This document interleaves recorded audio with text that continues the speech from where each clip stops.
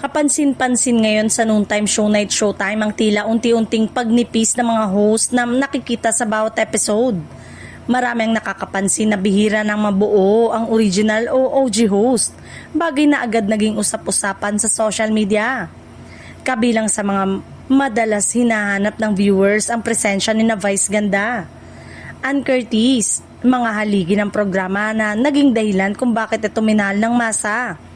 Ngunit dahil sa kanilang mga proyekto, endorsements at personal na commitments, hindi na sila palaging magkakasama sa iisang episode.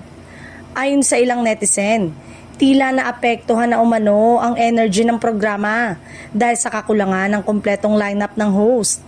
May mga nagsasabi na iba pa rin ang dating kapag buo ang barkada, lalo na sa mga segment na nangangailangan ng matinding kulitan at chemistry na matagal nang nabuo sa pagitan ng mga original host.